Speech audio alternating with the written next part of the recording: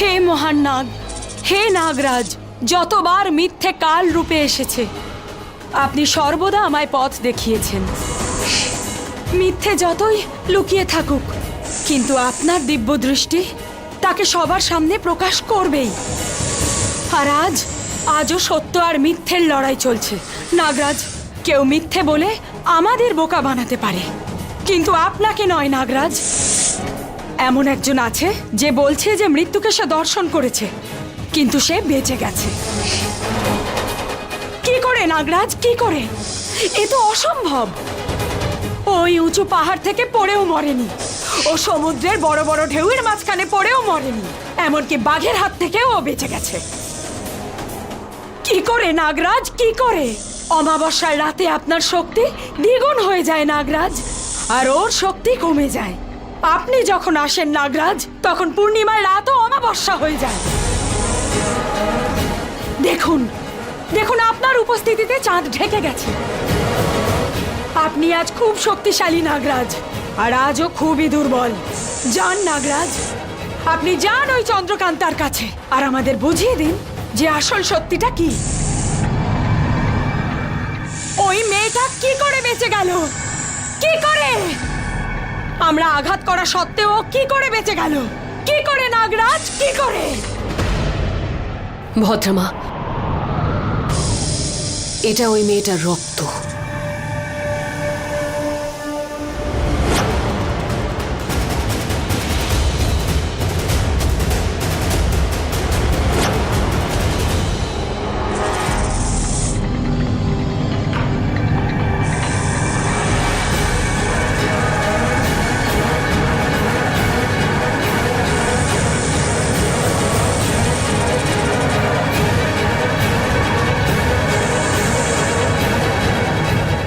ভদ্রমা, আজকের এই অমাবস্যার রাত চন্দ্রকান্তার জন্য খুবই বিপজ্জনক।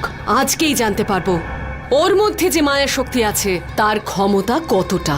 আজকেই জানতে পারবো যে ও মায়া শক্তির জোরে বেঁচেছে, নাকি সত্যি সত্যি ও মৃত্যুকে জয় করে এসেছে। আজ সবকিছু জানতে পারবো, সবকিছু।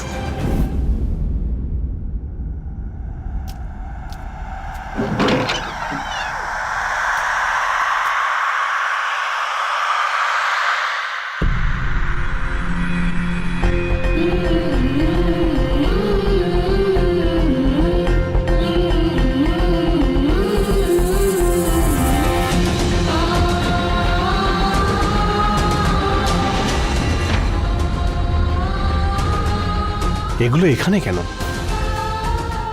চন্দ্রকান্তা, এগুলো কি তুমি রেখেছ?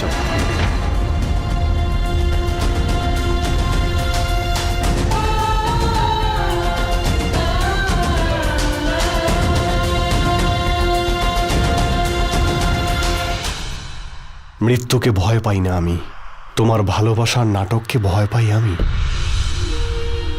চন্দ্রকান্তা, তুমি এসব কি লিখেছ?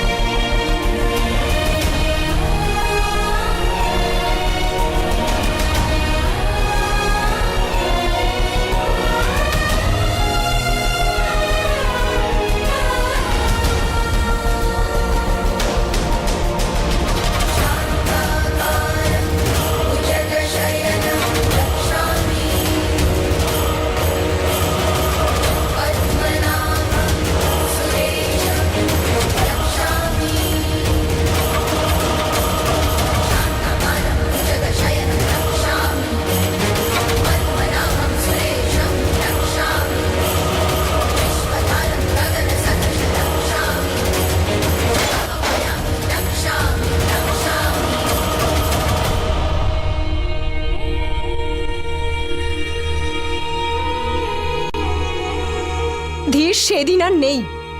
যখন তোমার এই ছোট ছোট ব্যাপারগুলো আমাকে কষ্ট দিত, আমার কাছে তা ভালোবাসা ছিল। আর তোমার কাছে শুধুই নাটক। আজ তুমি একটা চিঠি পেলে, তুমি এটাই জানো না যে ওটা আমি লিখেছি কিনা, তাতেই এত কষ্ট পেলে যে তুমি হুঁশেই থাকতে চাইছো না, নেশার সাহায্য নিচ্ছ।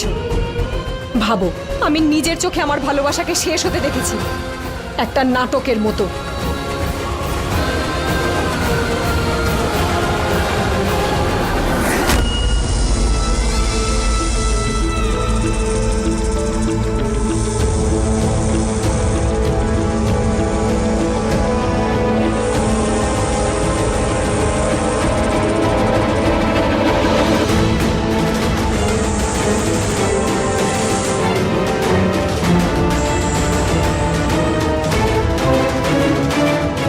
মূর্খ সবকটা, এত বড় সাহস কি করে হলো আমার পাঠানো উপহার খুলে দেখার? তোমাদের কে বলেছিল ওই মালায় হাত দিতে? বলো। না না, আমরা এর মধ্যে হাত দিইনি। ধীরের দিব্যি, আমরা তো ওটা নিয়ে চন্দ্রকান্তাকে দিয়ে দিয়েছিলাম। ধীরের দিব্যি, মালাটা এখনো চন্দ্রকান্তার কাছেই আছে, আপনি চাইলে গিয়ে দেখে নিতে পারেন। তার মানে এতক্ষণে যদি ওই মালা চন্দ্রকান্তার কাছে পৌঁছে যায়, তাহলে তো এতক্ষণে ওই মালাটা চন্দ্রকান্তার কাছেই আছে, আর এতক্ষণে তো এটা পরেও নিয়েছে। মানে তার মানে আমরা ওকে এটা বলিনি যে মালা আপনি পাঠিয়েছেন, আমরা ওকে বলেছি যে ওই মালাটা ধীর পাঠিয়েছে। আর ধীরের জন্য তো পাগল, তাহলে নিশ্চয়ই এতক্ষণে মালাটা পরে ঘুরছে। বেরো, দুজনেই এখান থেকে এক্ষুনি বেরিয়ে যাও, তা নাহলে মায়া কুমারী ডেকে তোমাদের দুজনের অবস্থা আমি খারাপ করে দেবো বলে দিলাম। যাক বাবা, এই কথাটা তো জানতে পারলাম এই মূর্খ দাসীগুলো ওই শয়তান রাজকুমারী, মানে বলতে চাইছি চন্দ্রকান্তাকে এটা বিশ্বাস করিয়েছে যে এই উপহারগুলো ধীর ওকে পাঠিয়েছে। তার মানে তো চন্দ্রকান্তার ধীরের প্রতি যে ভালোবাসা, সেটা তো এখন বিষে পরিণত হয়ে যাবে, কারণ ধীরের জীবনে চলে এসেছে এখন এই বিষকন্যা।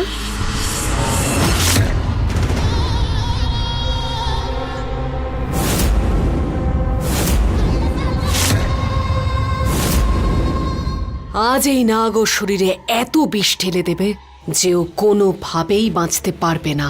না হলে অন্তত ও যে সত্যিটা লুকোতে চাইছে সেটা জানতে পারবো, ওর আসল রূপটা বেরিয়ে আসবে। আজকের রাত চন্দ্রকান্তার জন্য খুব বিপজ্জনক হবে, খুবই বিপজ্জনক। আজ ওর আসল পরিচয়টা আমরা জানতে পারবোই।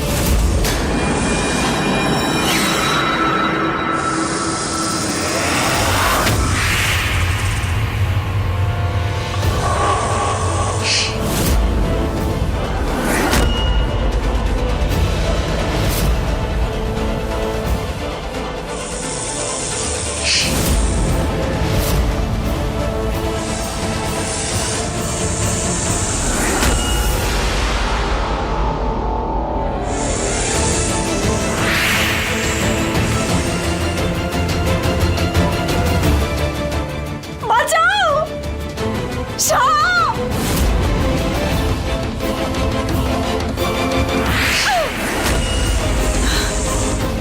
বাঁচাও! বাঁচাও! বাঁচাও!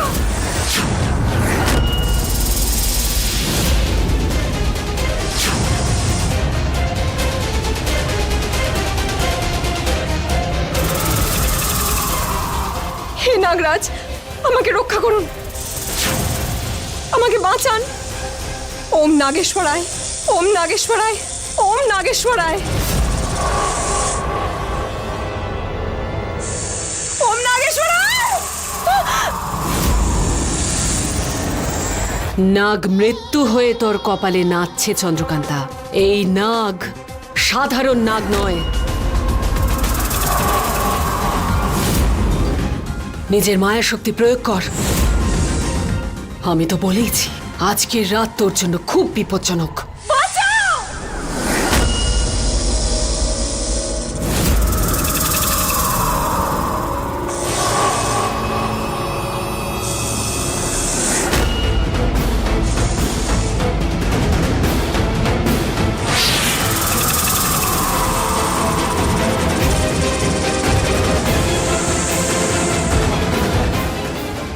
আমি বলছি তো, আজকের রাতে তুই খুব কষ্ট পাবি চন্দ্রকান্তা।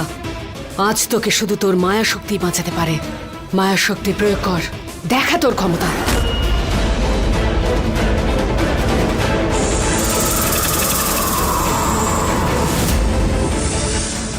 আজ এই নাগরাজ এই মেয়েটার রহস্য উদ্ঘাটন করবেই। আজ এই মেয়েটা বাঁচবে, না হলে মরবে। আমার কাছে এসো না, বাঁচাও! বন্দে বিষ্ণু, বন্দে বিষ্ণু, বন্দে বিষ্ণু, বন্দে বিষ্ণু।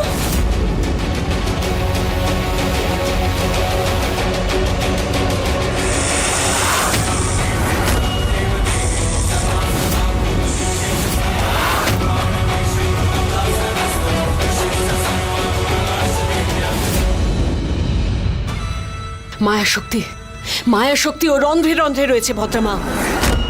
এতদিন ওর শক্তি ও লুকিয়ে রেখেছিল। রত্নার এই মেয়ে মায়া কুমারী। আমি জানতাম আজ এই নাগ তোমার একটা রহস্য তো উদ্ঘাটন করলো চন্দ্রকান্তা, যে তুমি একজন মায়া কুমারী। এই বিজয়গড়ে তুমি কোনো না কোনো একটা উদ্দেশ্যেই এসেছ। এখানে আসার নিশ্চয়ই কোনো কারণ আছে, কিন্তু সেটা কি?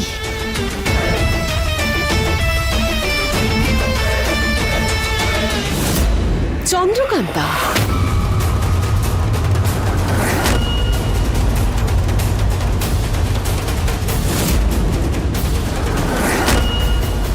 তোমাকে দেখে যা মনে হয় তুমি একদমই তা নও। দেখে তোমায় খুব সরল মনে হয়, কিন্তু তুমি তো একজন মায়া কুমারী। আমি আজকে নিজের চোখে দেখেছি মায়া শক্তি প্রয়োগ করতে। এটাই আমি জানতে চাইছিলাম, আর সেটা আজকে আমি দেখে ফেললাম। এতদিন তুমি আমাকে যা কিছু বলেছ সবকিছু মিথ্যে, সবকিছু। পাহাড় থেকে সমুদ্রে পড়ে যাওয়া, তোমার ওপর বাঘের আক্রমণ হওয়া, হঠাৎ করেই কেউ এসে তোমাকে বাঁচালো, সব মিথ্যে। সত্যি তো এটাই যে তুমি একজন মায়া কুমারী।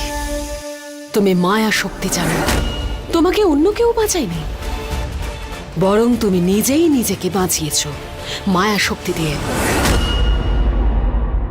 আমি সত্যি বলছি তো চন্দ্রকান্তা? বলো চন্দ্রকান্তা, এটাই সত্যি তাই না? আর তুমি এসব মিথ্যে কথাগুলো কাকে বললে? বিজয়গড়ের মহারানীকে। এ তো রাজদ্রোহিতা। মিথ্যে কথা বলে তুমি বিজয়গড়ে আবার প্রবেশ করলে। এ তো পরিষ্কার বোঝা যাচ্ছে যে তুমি বিজয়গড়ের রানীর বিরুদ্ধে ষড়যন্ত্র করছো। ধীরের বউয়ের ছদ্মবেশে তুমি শুধু সবার চোখে ধুলো দিচ্ছ। সত্যটা হলো এটাই যে তুমি সূর্যগড়ের মেয়ে। তুমি সূর্যগড়ের গুপ্তচর। কত সহজে তুমি ওটা মহারানীকে ফিরিয়ে দিলে। কি ভেবেছিলে তুমি আমরা কিচ্ছু বুঝতে পারবো না? কি প্রমাণ করতে চেয়েছিলে? তুমি ওই মায়াবী খাপটা রক্ষা করেছো। মিথ্যে, সব মিথ্যে। তোমার এই ভালো মানুষের মুখোশটা শুধুই দেখনদারি চন্দ্রকান্তা। আর এই অপরাধের শাস্তি তুমি অবশ্যই পাবে। এমন শাস্তি দেব তোমায় যা দেখে সবাই ভয় পেয়ে যাবে।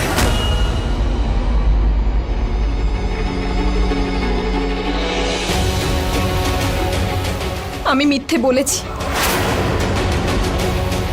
আপনার যা শাস্তি দেওয়ার আপনি দিন, আমি টু শব্দ করব না। আমার দোষ এটুকুই তো যে আমি মায়াবিদ্যা জানি তা লুকিয়েছি। কিন্তু আমি নিজেই জানতাম না যে আমি মায়াবিদ্যা জানি। আমি সামান্য একটা জেলের মেয়ে।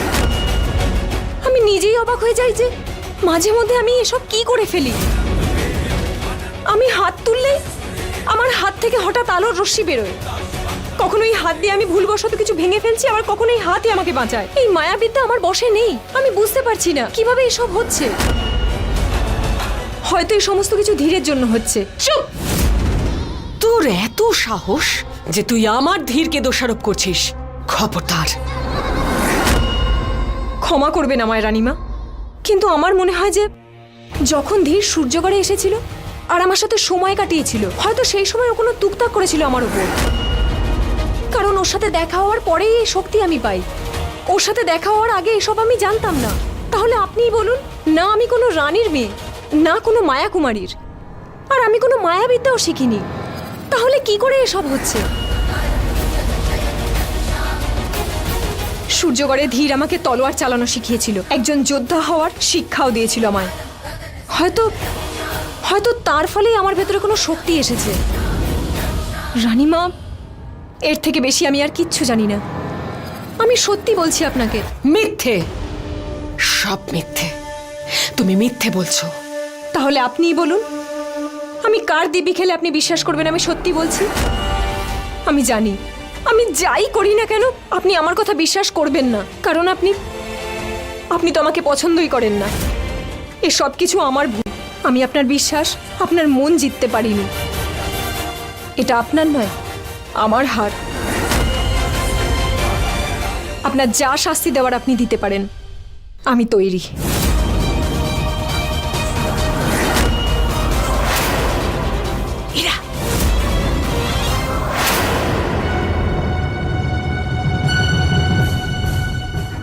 হ্যাঁ, শাস্তি তো তুমি পাবেই, কিন্তু এটা বিজয়গড়।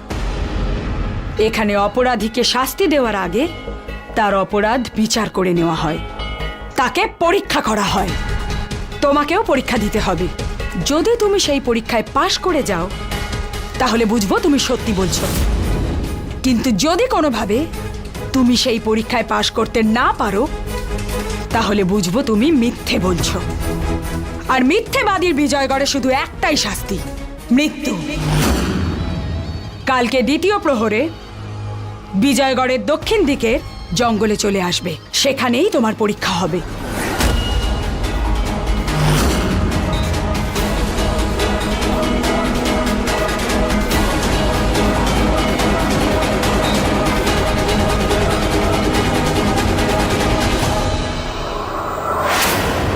হে বিষ্ণুদেব, এরা দুজনই ঘন জঙ্গলে আমাকে কোন পরীক্ষায় ফেলবে?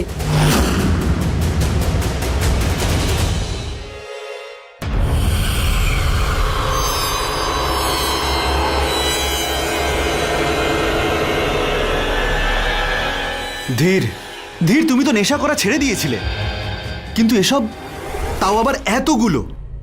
কি হয়েছে বলো তো? আমায় বলবে যে তোমার কি হয়েছে? মেঘ, তুমি যাও এখান থেকে। চন্দ্রকান্তা বলে যে ধীর, তুমি আমাকে ভুলে যাও। আর তুমি বলছো ধীর নেশা করা ছেড়ে দেবে। এর মানে তুমি জানো ধীর বাঁচাই ছেড়ে দেবে? চন্দ্রকান্তাকে ছাড়া কি করে?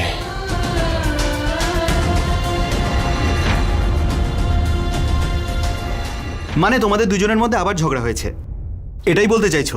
ঝগড়া? ধীর, ঝগড়া না, সাবধানে। ভালোবাসা। তোর কি মনে হয় ধীর চন্দ্রকান্তের সঙ্গে ঝগড়া করবে? আরে পাগলা, কেউ নিজের ভালোবাসার সঙ্গে ঝগড়া করে নাকি? আমি তোমার ভালোবাসার সঙ্গে বাঁচতে চাই। ওই ভালোবাসা যদি থাকে তাহলে ধীর বেঁচে থাকবে, আর যদি সেই ভালোবাসা চলে যায় তাহলে ধীরও শেষ হয়ে যাবে। ও আসে আবার চলেও যায়, কিন্তু এবার যখন থেকে এসেছে শুধু ঝামেলাই করছে। অনেক বদলে গেছে, অনেক বেশি। চন্দ্রকান্তা হয়তো গয়নার জন্যই বদলে গেছে। চুপ কর! তুইও গয়না গয়না করছিস? তোদের সবার কি মনে হয় যে ওই গয়না সত্যি কথা বলছে আর আমি মিথ্যে বলছি? তোরা সবাই কি ভাবছিস তাতে আমার কিচ্ছু যায় আসে না। চন্দ্রকান্তার তো আমাকে বিশ্বাস করা উচিত মেঘ, যে গয়না মিথ্যে কথা বলছে আর আমি সত্যি কথা বলছি। আমার এই মনে না চন্দ্রকান্তার জন্য অনেক ভালোবাসা রয়েছে। যদি ও বলে তাহলে প্রমাণ করে দেব আমি, প্রমাণ করে দেব আমি যে রাজকুমার ধীর। রাজকুমার ধীর যাকে সব মেয়েরা ভালোবাসে, সব মেয়েরা, কিন্তু একজন ভালোবাসে না, যার জন্য এই ধীর বেঁচে আছে, যার জন্য এই ধীর জীবনও দিতে পারে, আমার স্ত্রী। ধীর, তুমি এসব কি করছো? লেগে যাবে। বিশ্বাস নেই, বিশ্বাস নেই। ঠিক আছে, এখন চলো তোমাকে ঘরে দিয়ে আসি। তুমি হাঁপিয়ে গেছো, তোমার আরামের দরকার। আমরা সকালে কথা বলবো, সবকিছু নিয়ে কথা বলবো। হ্যাঁ, ঘরে? কার ঘরে? যেখানে আমার ভালোবাসাই আমাকে চায় না, ও আমাকে দূরে সরিয়ে দিয়েছে। মনের কথা তো বাদই দে, জিনিসগুলো আলাদা করে দিয়েছে। তার মানে ওটা পুরোপুরি ইরাবতী চক্রান্ত ছিল? হ্যাঁ মাসি, আমি কি করতাম? আমি অনেক প্রার্থনা করলাম কিন্তু কিছুই হলো না। আমি মায়াবিদ্যা না করলে ওরা আমাকে মেরে ফেলতো। মনে হচ্ছে যেন মহলের সবাই মিলে আমার বিরুদ্ধে ষড়যন্ত্র করছে। প্রথমে ধীর আমাকে ফুলের মালা পাঠালো বিষ মাখিয়ে, তার থেকে রক্ষা পেলাম। তারপর সাপের ভয় দেখালো। মনে হলো যেন সাপের ছোবলেই আমি মারা যাব আর ওরা জিতে যাবে। ধীর বিষ মাখানো ফুলের মালা পাঠিয়েছিল?